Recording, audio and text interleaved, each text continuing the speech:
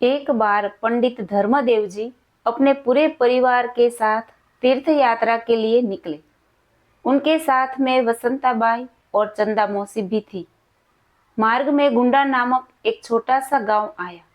वहां एक छोटा सा सुंदर मंदिर था।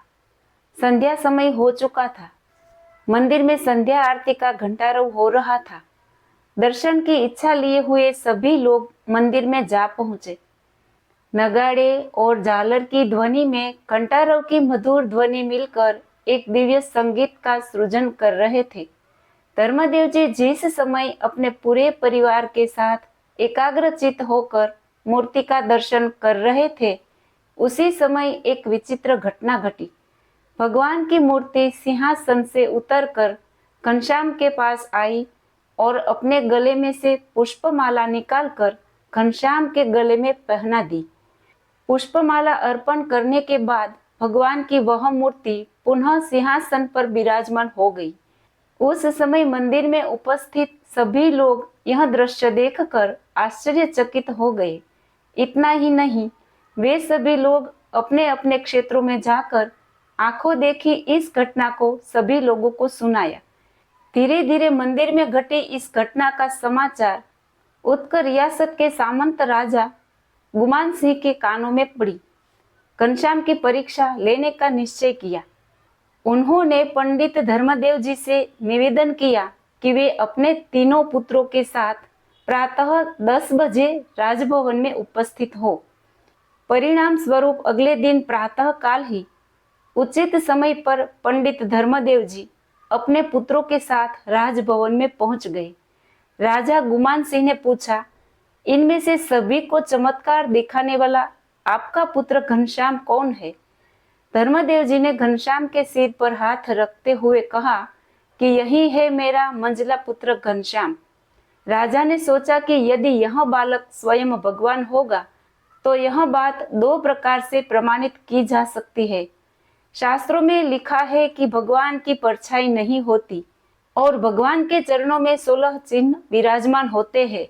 यदि ये दोनों बातें घनश्याम में पाई गई तो समझो कि यह स्वयं भगवान है, और न मिली तो यह समझेगा कि यह सब केवल दिखावा ही है। यह सोचकर राजा ने घनश्याम को आंगन में बुलवाया। उनके आते ही राजा के आश्चर्य का ठिकाना न रहा, क्योंकि धर्मदेव के साथ सभी की परछाई पड़ रही थी। केवल घनश्याम की परछाई का कहीं निशान तक न था। राजा ने घनश्याम से कहा, आप पैर फैलाकर विराजमान हो। घनश्याम उसी प्रकार से विराजमान हुए और राजा ने देखा तो उसकी खुशी का ठिकाना न रहा। घनश्याम के दाहिने पैर में अष्टकोण, ऊर्ध्वरेखा, स्वस्तिक, जामुन, जव, वज्र, अंकुश, केतु और पद्म ऐसे 9 चिन्ह थे तथा बाएं पैर में त्रिकोण, कलश, गोपद, धनुष, मीन, अर्धचंद्र और व्योम ऐसे 7 चिन्ह थे। दोनों चरणों में ऊर्ध्वरेखा अंगूठे और तर्जनी के बीच से पैरों के तले तक जाती हुई दिखाई देती थी। राजा को विश्वास हो गया कि घनश्याम स्वयं भगवान है। उन्होंने दंडवत प्रणाम करके घनश्याम का पूजन किया। राजा गुमान सिंह और रानी कुंवरबाई ने घनश्याम के चरणों में मस्तक टेक कर नमस्कार किया। उन्हें राजभवन में निमंत्रण करके रेशमी गद्दी तकिए पर विराजमान किया गया।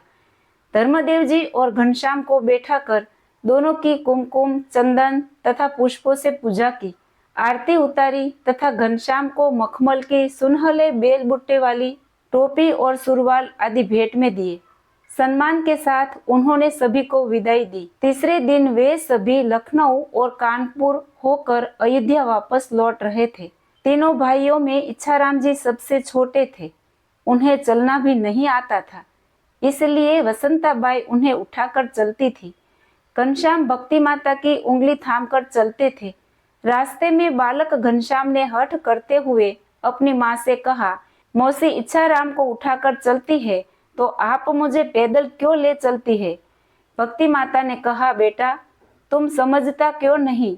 इच्छाराम तो बहुत छोटा है, उसको तो चलने भी नहीं आता और उसका वजन भी बहुत कम है, और तुम तो कितना वजनदार हो, तुमको उठाकर ले चलना बहुत कठिन है।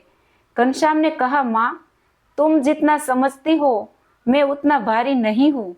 थकावट के कारण अब मैं आगे नहीं चल सकता। इतना कहकर घनश्याम ने अपनी दिव्य शक्ति से इच्छाराम का वजन इतना बढ़ा दिया कि वसंताबाई को उसे नीचे उतारना ही पड़ा। वह भक्ति माता से कहने लगी, इच्छाराम का वजन आज इतना बढ़ गया कैसे? रोज तो इतना वजन नहीं लगता। भक्ति माता ने हंसते हुए कहा, यह तो घनश्याम का प्रताप है। उसको चलने की इच्छा नहीं है, इसीलिए उसने इच्छाराम का वजन बढ़ा दिया है। फिर चंदा मौसी से कहने लगी कि तुम घनश्याम को उठा लो तो सब ठीक हो जाएगा। चंदा मौसी ने घनश्याम को उठा लिया तो बिल्कुल फूल जैसे। अब इच्छाराम का वजन बिल्कुल पहले की तरह हो गया।